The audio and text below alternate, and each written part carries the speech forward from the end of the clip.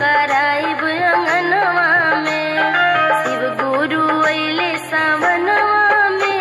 सवनवा में चर्चा कराइब अंगनवा में।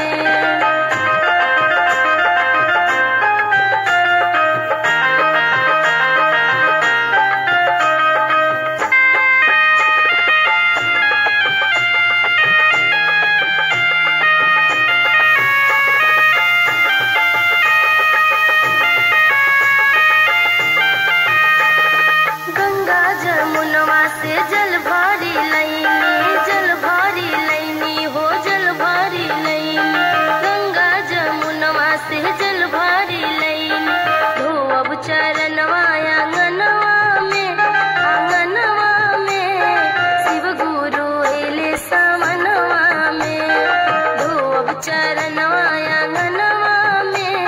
आंगनवा में शिव गुरु अइले सवनवा में।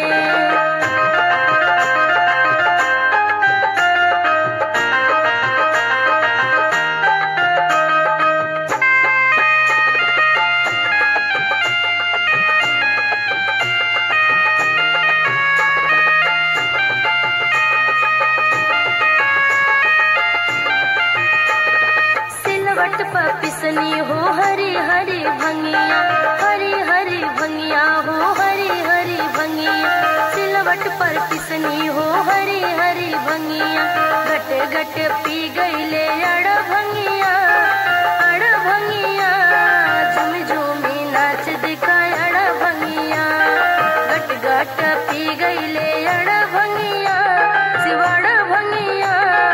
झूमी झूमी नाच तरे अड़ भंगिया।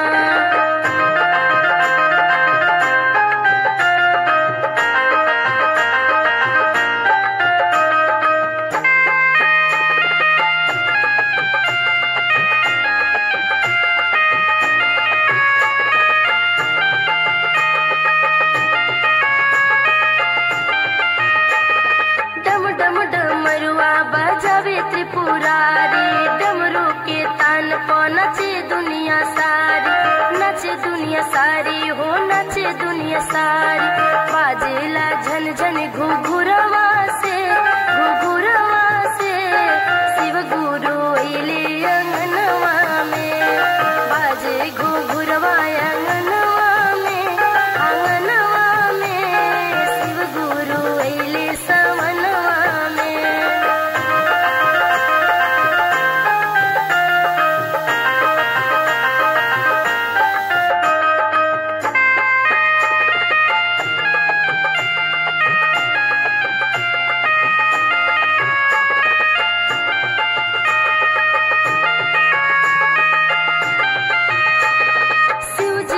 डमरू डीमक डीम बाजे, रूरू और भैया गुरु बहिना हो नाचे, गुरु भैया नाचे गुरु बहिना हो नाचे, ज्योति लिखी गावे भजन के, भजनवा के शिव गुरु के चरणवा में, ज्योति गावे भी भजन अंगनवा में, सवनवा में शिव गुरु के चरण